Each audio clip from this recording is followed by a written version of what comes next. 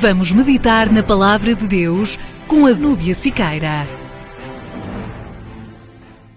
Capítulo 25, versículo 1. E entrando, pois, Festo na província, subiu dali a 3 dias de Cesareia a Jerusalém. Houve uma mudança de governo. Quem estava antes? Félix, né? E agora nós temos Festo. Normalmente, quando os governos mudam, muita coisa muda, né? Muda uma pessoa da posição de liderança, é óbvio que os liderados vão ter que se submeter a uma nova maneira de agir, um novo pensamento com respeito a como as coisas continuam a ser feitas, mas como aquilo vai ser feito, né? Porque nós vemos na Bíblia sempre essa descrição do governo. E quando muda o governo, nós também estamos debaixo de governantes, né? Nós vivemos num país democrático e os governos são eleitos, as pessoas escolhem, né, seus governantes. Não era o caso aqui na altura, quem escolhia era Roma. Lembra que Roma dominava o mundo e o imperador lá em Roma determinava pessoas de sua confiança para liderar os países, as cidades onde eles tinham dominado. Por exemplo, a Roma dominava a Grécia, tinha lá, em várias regiões da Grécia, governadores. Tinha um governador na área de Tarso, tinha um governador lá em Israel. Eram pessoas da confiança de Roma. Isso mudava tudo no contexto judaico. Por isso que na descrição dos evangelhos, nas cartas, nós vemos o autor fazendo menção, que esse era o governador da época. Porque muitas das leis e do movimento que vai acontecer ali se deriva do governante. Hoje, quando nós vemos a alternância de governo também, muitas vezes se percebe no meio cristão um certo medo, né? As pessoas ficam, mas e agora? Como vai ser? Gente, muda esse governo desde que o homem escolheu o rei, né? A alternância de liderança. Claro, quando sobe uma pessoa justa, a chance do povo viver feliz, viver de forma mais tranquila, elas são maiores, né? Mas nós temos que pensar que a nossa vida não depende de governo nenhum. Deus continua sendo Deus, poderoso, independente de quem está no poder. Quando nós temos medo do governo, quando nós temos medo de qualquer coisa, nós estamos mostrando que a nossa confiança em Deus carece de cuidados. Ela não está tão forte assim. A confiança está numa descida. A pessoa não está confiando como ela acha que confia. Porque quem confia vai se comportar como se comportou todas as vezes. É o caso de Sadraque, Mesaque, Abednego e Daniel lá na Babilônia. Porque você vai ver que há uma alternância de poder. Quem conquista a Judéia naquela altura, destrói Jerusalém, o templo e leva cativos vários judeus, é Nabucodonosor. Mas o Império Babilônico vai cair e vai vir o Império Persa, né? A gente percebe ali uma alternância, além de, na Babilônia mesmo, durante o período da Babilônia, você vê que Nabucodonosor morre e ele é substituído. Vai entrar Belsazar, né? Eu acho que entram 3 e depois vem o reinado persa. Eu sei que Daniel serve a 4 imperadores diferentes. Como isso é possível? Então, a nossa vida não depende de governo nenhum. Os incrédulos podem temer, porque eles não conhecem esse Deus grande e poderoso que nós conhecemos, mas nós, não. Né? Claro, nós fazemos a avaliação, o julgamento do que é bom, do que é ruim. Na democracia é isso, o poder é dado para o povo para que o povo avalie e saiba escolher o que é bom, o que é ruim. Porque se você escolhe mal, você vai ser submetido ao sofrimento, a sua família, os seus filhos, né? O seu trabalho vai correr risco. Mas as pessoas têm que saber avaliar. Agora, o que eu não posso é alguém que foi eleito, eu sei que essa pessoa não tem princípios, essa pessoa é imoral, é corrupta, de repente, e tem outro tipo de princípios. Eu não posso temer e achar que a minha vida vai depender dela, porque não depende, né? E se hoje o mundo inteiro se tornasse um só regime e que caçassem as nossas Bíblias, o nosso direito de buscar a Deus, bom, a gente tem que pensar, isso foi permitido no céu em algum momento, então se Deus permitiu, tem algum proveito, não é? O que eu não posso é me desesperar e achar que as coisas fugiram do controle de Deus. Paulo não faz isso. Então agora é Festo. Festo ele chega em Cesareia, ele chega ali na região mais ao centro, norte, né?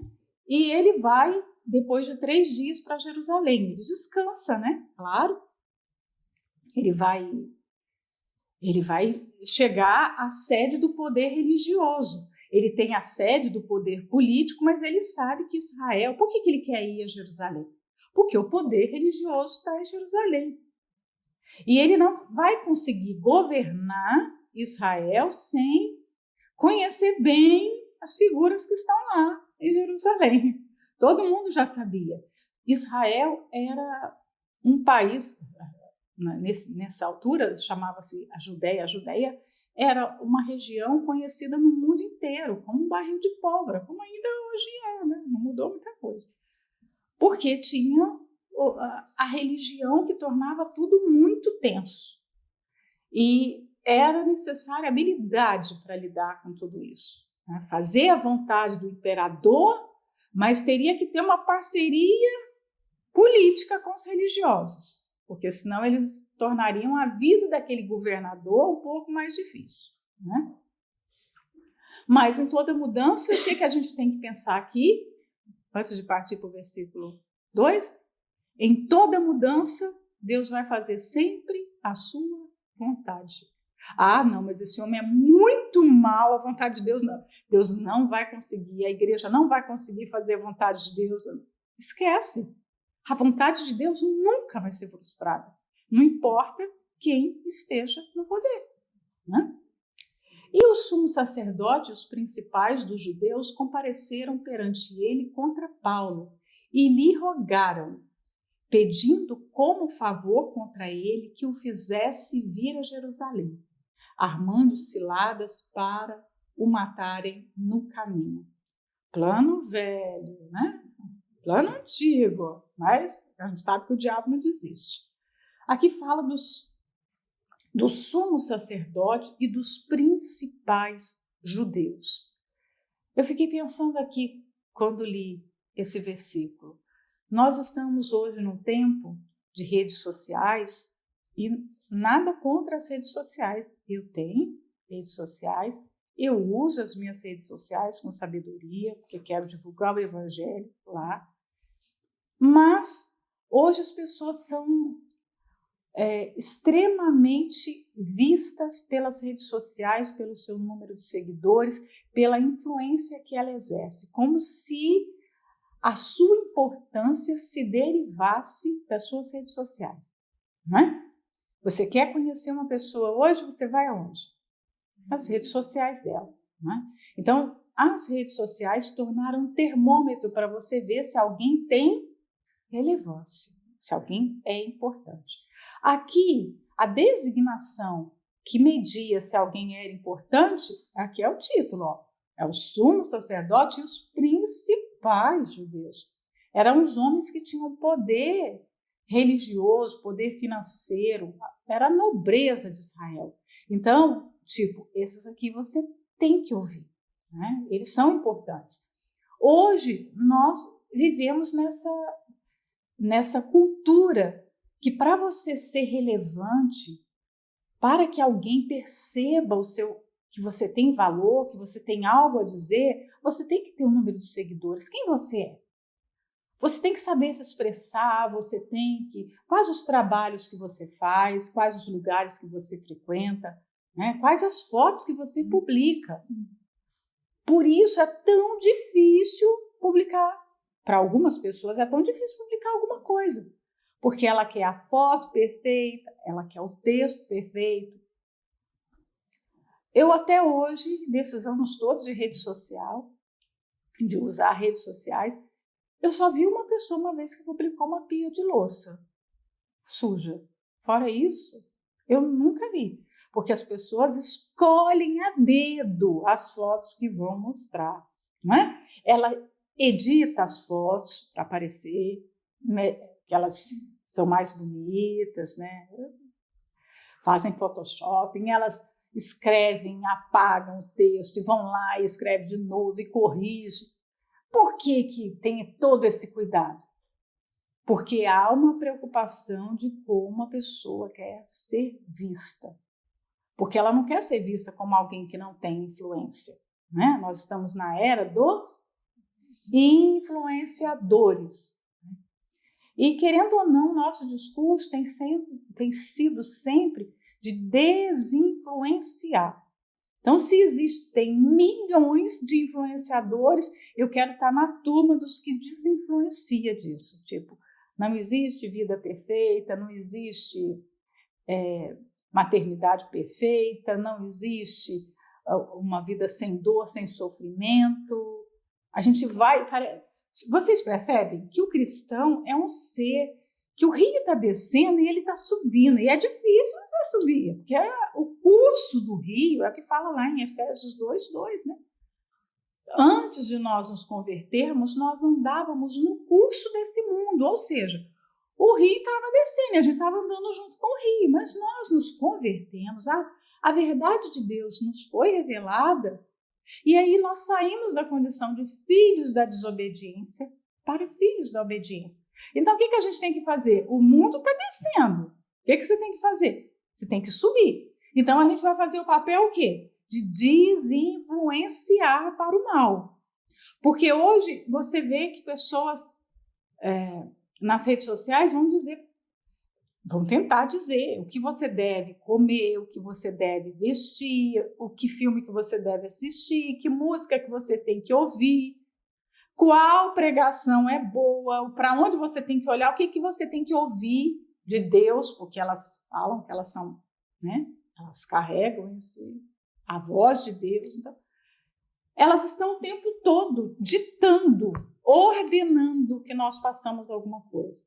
É interessante, porque não tem ninguém que chegue e fale assim, por exemplo, deixa eu ver aqui, alguma coisa para mostrar, né?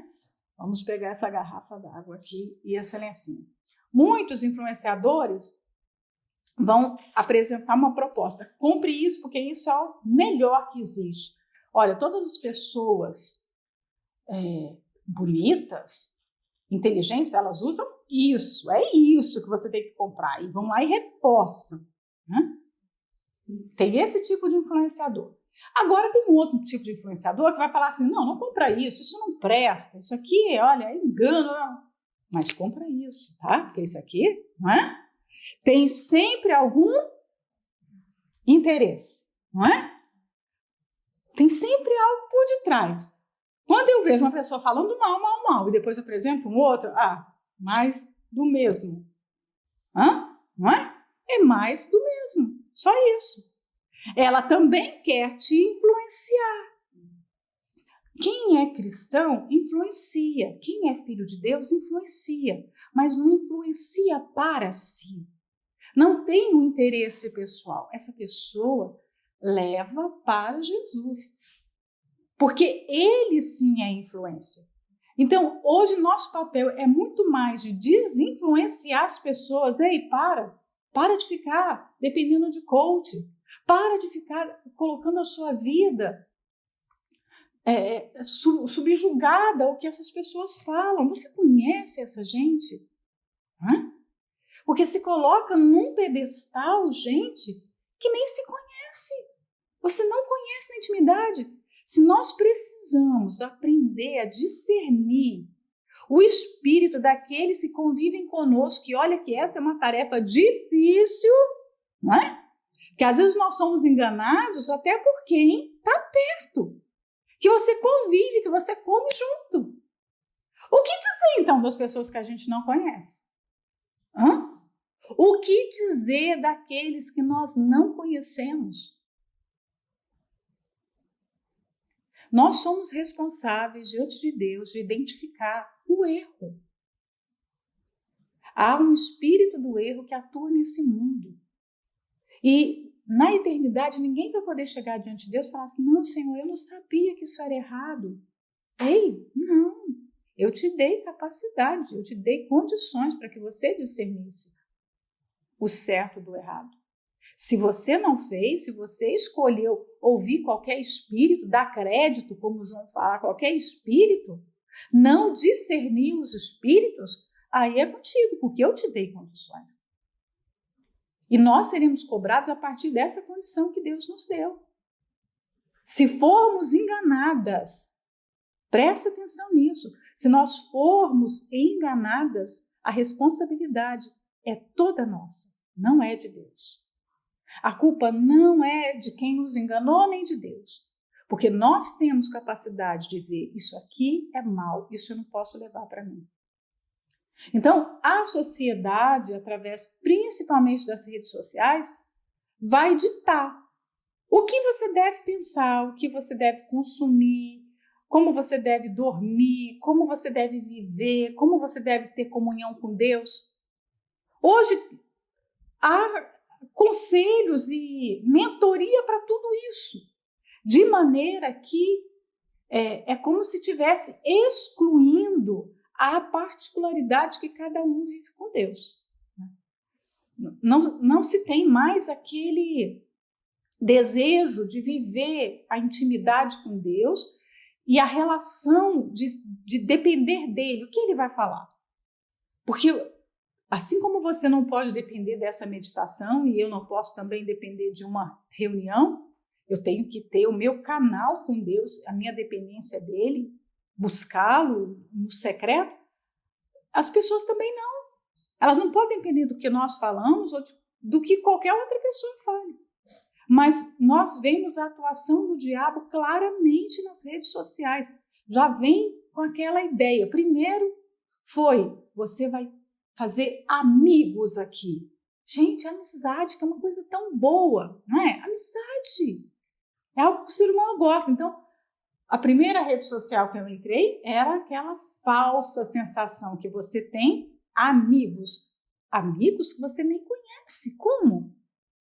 Mas por décadas já as pessoas estão iludidas com isso.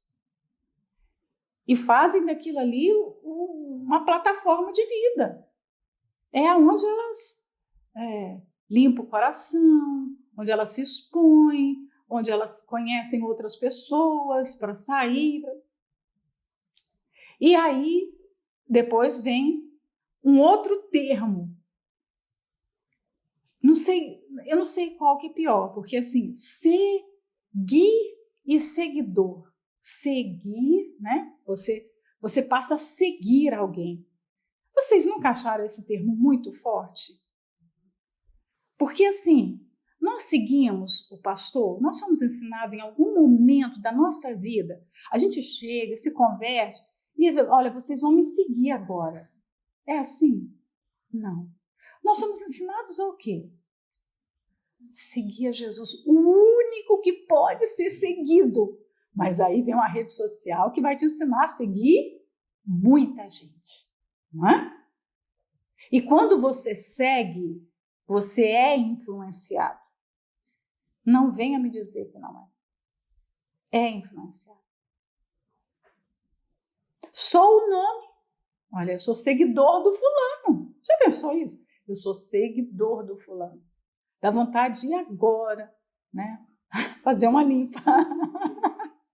Mas pare e analisa. Você conhece essa pessoa? Para você falar, eu sou seguidor dessa pessoa.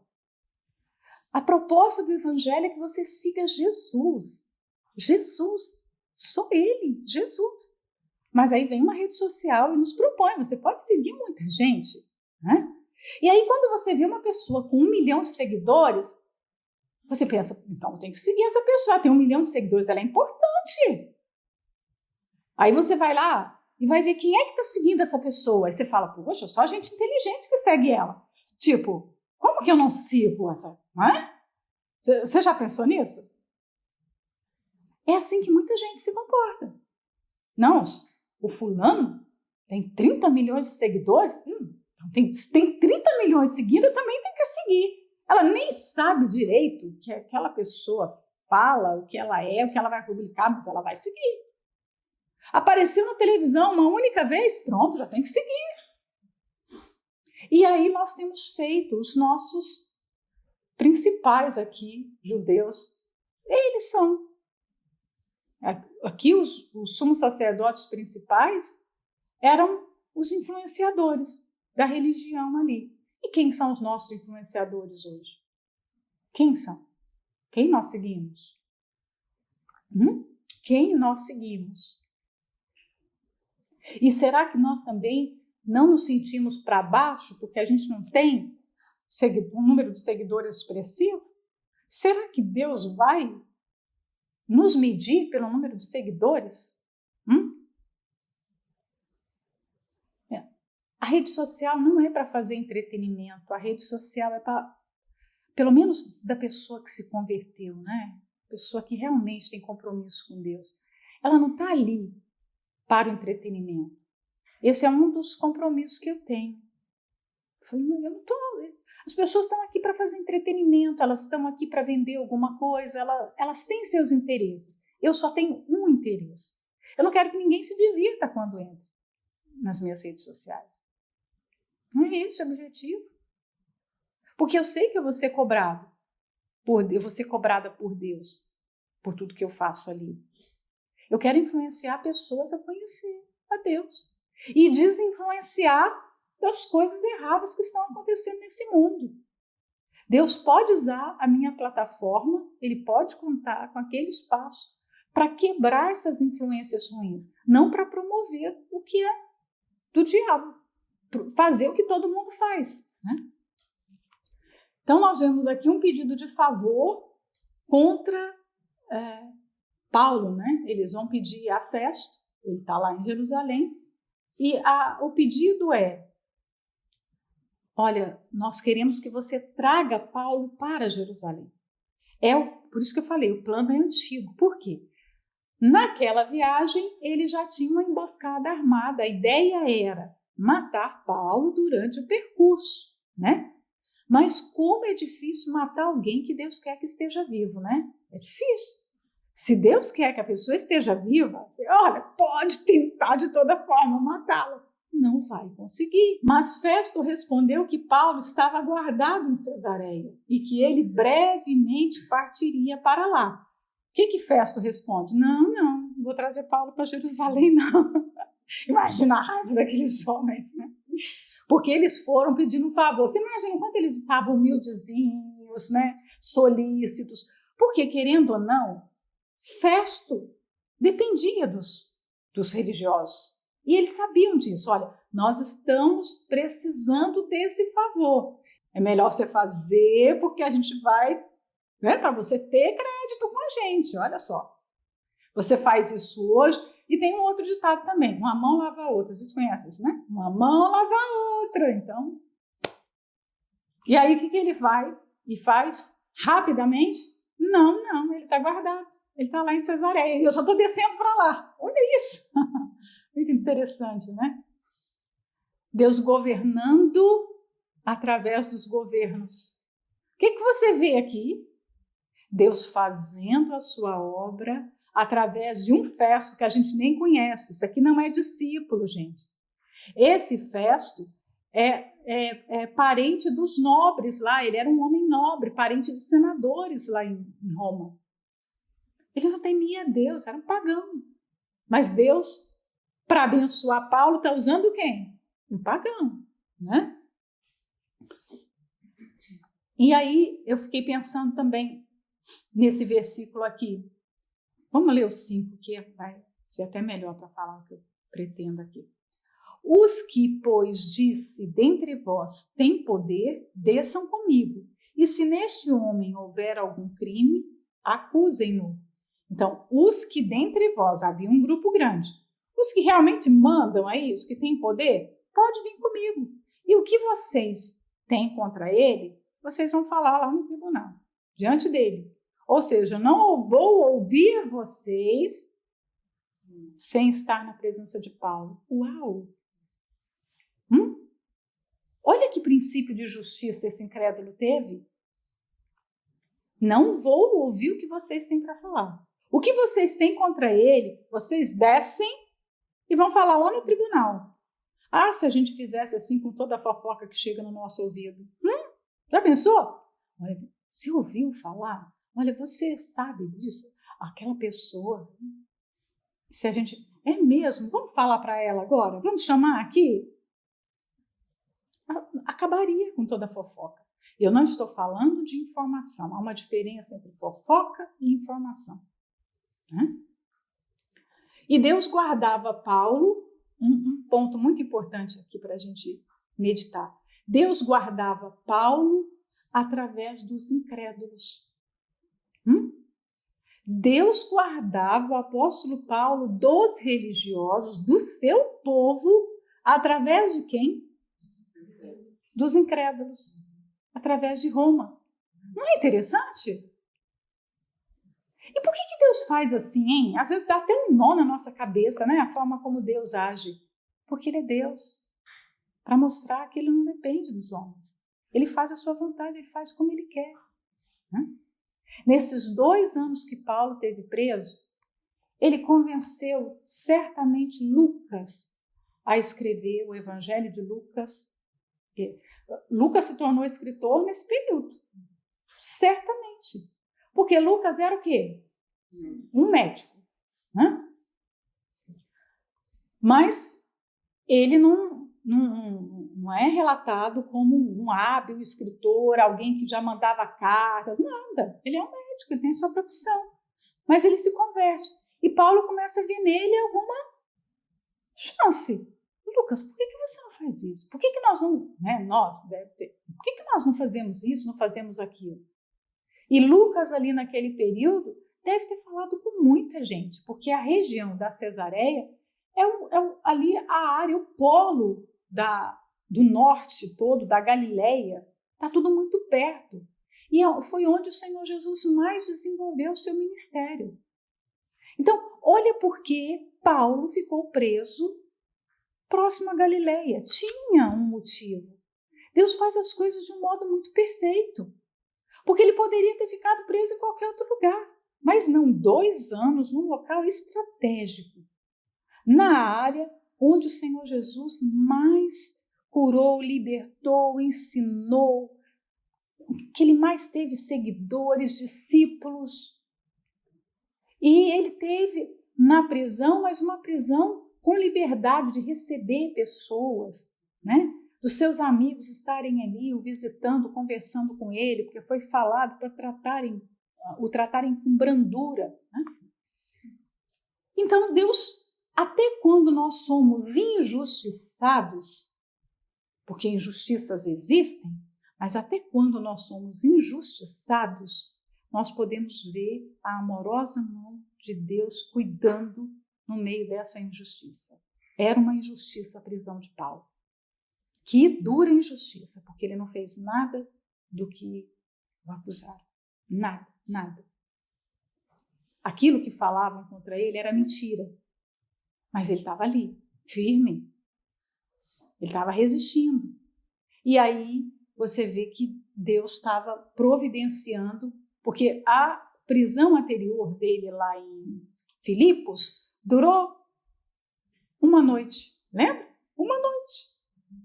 Bom, isso aqui, Paulo, é só um test drive. Vai vir outras. E aí agora essa dura 2, e depois ele vai ter mais 2, né? Porque ele fica 2 vezes preso lá em Roma. E você vai ver que a última fase da sua vida, que ele fica muitos anos, ele já não tem a mesma liberdade que tinha aqui de receber as pessoas. O grau de dificuldade você vê que vai aumentando na vida de Paulo. Primeiro um dia, depois 2 anos, né? Vai aumentando. O aperto vai aumentando, mas ele vai dependendo, tendo uma comunhão tão grande de Deus, que aquilo não se torna um problema para ele. Então, como lidar com as injustiças? Vamos conversar sobre isso, porque às vezes nós encontramos pessoas na obra que se entristecem, que se enfraquecem por causa das injustiças. E elas se sentem como se fossem as únicas que tivessem passado por injustiça. Tem gente que se comporta como gente mimada, sabe? Porque fizeram isso, eu passei aquilo. Gente, todas nós passamos. Nós vivemos num mundo injusto. É óbvio que nós seremos injustiçados. Nós vivemos num mundo caído, num mundo contaminado pelo pecado. Nós vivemos num mundo que não tem santos. Não, ninguém aqui é perfeito, são todos pecadores. Então as pessoas vão cometer injustiça contra nós. É óbvio. Às vezes intencionalmente, às vezes não intencionalmente, muitas injustiças não são intencionais. Por exemplo, Roma pode, de repente, aqui no primeiro momento, Festo, está sendo injusto com Paulo, porque Paulo merecia ser livre, e ele não vai libertar Paulo de imediato. Mas é uma injustiça inconsciente, ele não sabe, ele recebe um processo, ele não sabe quem é Paulo, ele está tentando entender, lembra que ele acabou de chegar. Agora, a injustiça dos religiosos era consciente, eles sabiam o que eles estavam fazendo. Então, nós passaremos por 2 tipos, 3 tipos, 4 tipos, 10 tipos de injustiça. Por gente que quer fazer o mal, por outros que não querem fazer o mal, mas vão acabar fazendo. Esse é o mundo que nós vivemos. Mas o detalhe todo é a nossa reação diante da injustiça. Eu gosto muito quando José, diante dos seus irmãos, eles têm medo, né? E ele se apresenta. Eu sou José, o seu irmão. Né? Não tenha medo, eu sou José, o seu irmão. É isso, seu irmão. O que isso quer dizer, gente? Quando nós somos injustiçados, nós precisamos buscar esse coração de José na hora da dor, na hora da injustiça. Toda injustiça vai cooperar para algum propósito. Vai cooperar para o meu bem, vai cooperar para o bem do outro. Há algum propósito. Na sua injustiça, José certamente se tornou um referencial para Deus, que ele não se tornaria estando junto de Jacó, seu pai, sendo paparicado. Porque vamos combinar, José era mimado. Ele era um bom menino, era uma gracinha, mas ele era mimado. Não é? Olha aqui meu manto. Olha o meu sonho. Um pouquinho mimado. Então, o tratamento de choque foi do tamanho do mimo dele. Não é? Era um pouco frágil. Então, Deus teve que proporcionar um tratamento de choque. José, eu preciso contar, né? Eu preciso de você, mas eu não posso contar com você desse jeito. Tão frágil assim, isso me dói. Pessoa cheia de não me toque. Obra de Deus não tem espaço para isso. Então, José se torna escravo e a vida é difícil. Por isso que quando a injustiça é reparada, porque Deus repara as injustiças. Quando ela é reparada, e aí vem o coração. Porque Deus vai dar para a pessoa que guardou o seu coração, ela se blindou do ódio, do desejo de vingança, ela não ficou ali ressentida, meditando o tempo todo no seu sofrimento. Imagina a tentação de José ficar lembrando todo dia do que os irmãos tinham feito com ele. Né? Mas ele decidiu, eu não vou ficar meditando nisso. Ele se apegou à palavra, guardou o coração. Então, quando Deus veio reparar a injustiça, ele pode falar, olha, eu sou José, irmão de vocês, não tenham medo, eu não vou fazer mal. Porque como é que Deus iria promover José sobre os irmãos se ele não tivesse esse coração? Ele ia matar esses irmãos, é que agora ele tem poder, né? Ele ia maltratar Simeão, Judá, como você permitiu. E não tem retaliação, nenhuma retaliação. Então, olha só a injustiça, né? Vários ângulos para a gente pensar. O 6, e havendo-se demorado entre eles mais de 10 dias, desceu a Cesareia, e no dia seguinte, assentando-se no tribunal, mandou que trouxessem Paulo. Então, ele ficou ali em Jerusalém mais 10 dias, e aí, quando ele desceu, os acusadores de Paulo desceram junto com ele, e aí já chegou ali, e no dia seguinte ele já mandou chamar Paulo e colocou de frente ali os seus perseguidores, né? E chegando ele, rodearam-no os judeus que haviam descido de Jerusalém, trazendo contra Paulo muitas e graves acusações que não podiam provar. Imagina, rodearam. O escritor aqui, se Lucas não era escritor, ele se transformou num escritor e tanto, né? Ele nos leva, o seu texto tem poder de nos introduzir dentro desse tribunal. Imagina, Paulo chega ali, imagina a figura de um homem que está 2 anos preso, não é? Uma figura frágil, que ameaça esse homem podia oferecer? Um homem pobre, um homem que não tinha nada. Um homem que tinha sido rejeitado pela família, rejeitado pelos fariseus, por todo mundo. Que mal esse era. Eu imagino que esse era o pensamento de Félix e também de Festo agora. Por que esses homens têm medo aqui de Paulo? Eles são tão poderosos, por que eles têm medo de um único homem, não é? E Lucas mostra que quando Paulo entrou no tribunal, o que eles fizeram? Eles o rodearam. Fecharam, imagina, para você não ter nem para onde olhar. Porque quando tem uma coisa ruim do seu lado direito, você olha para a esquerda, não vou olhar para esse monstro que está aqui, vou olhar para cá. Mas Paulo tinha monstro de todos os lados, né?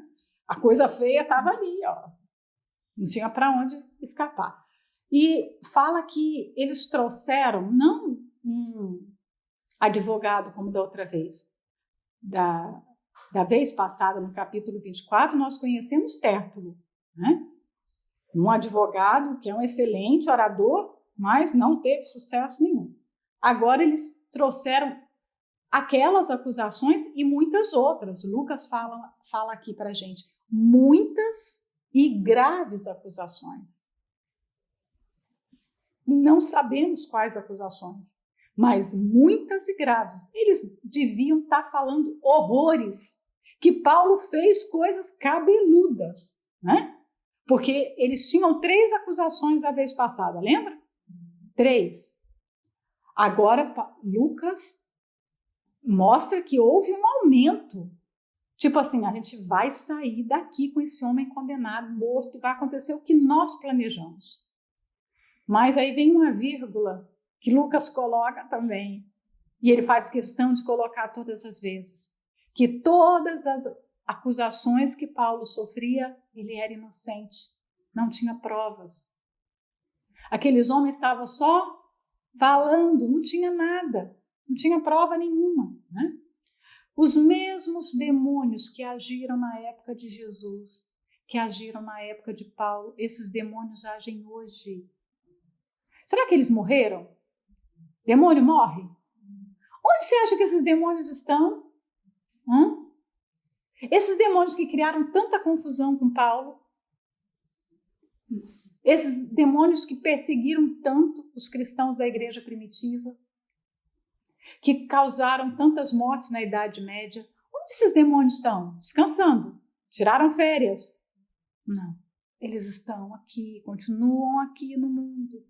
Eles continuam a trabalhar. E você percebe que não há nem muita diferença no modus operandi deles, não é? Parece a mesma coisa, assim, vai e volta, é o mesmo projeto, né? O 8, mas ele, em sua defesa, disse: eu não pequei em coisa alguma contra a lei dos judeus, nem contra o templo, nem contra César. Aqui ele se coloca como um homem limpo, e ele fala muito, no capítulo passado a gente comentou até sobre isso, sobre a sua consciência. Ele não tinha nenhuma culpa. Eu não pequei contra a lei dos judeus, nada do que eles consideram impuro, errado, eu fiz. Eu não pequei contra as normas do templo. Lembra que eles tinham falado a respeito de profanar o templo, porque ele levou um grego para dentro do templo. Não. Eu não pequei contra o templo e eu não transgredi contra César. Eram as 3 esferas que ele poderia responder criminalmente ali, digamos assim.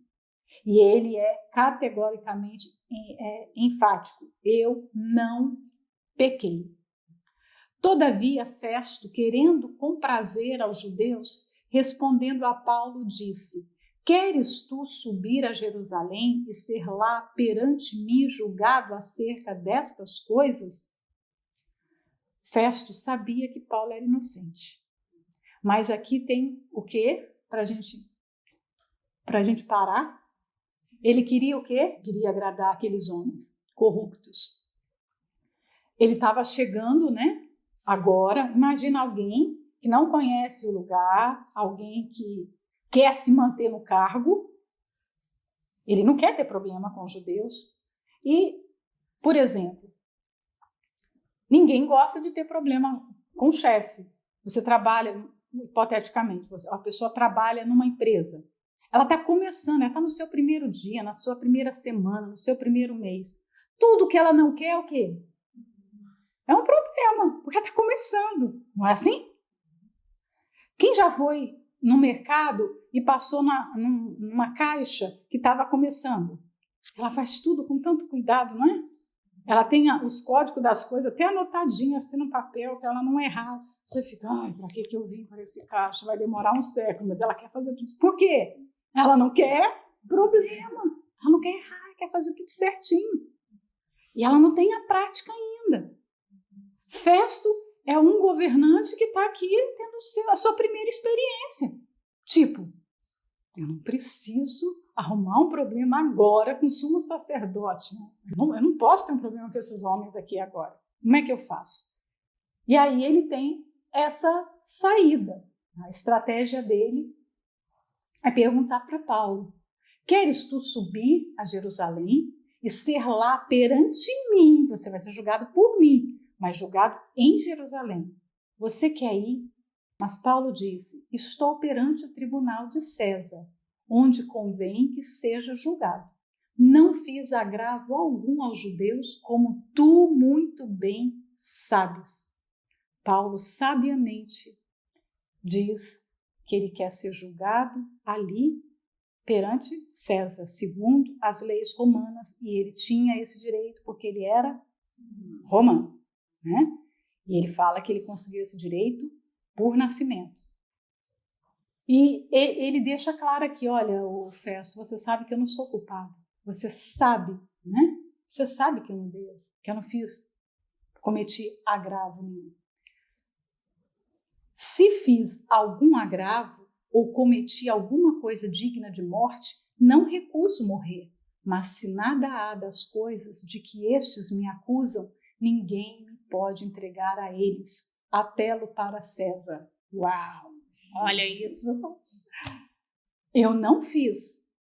Mas se eu cometi, olha a coragem de Paulo, né?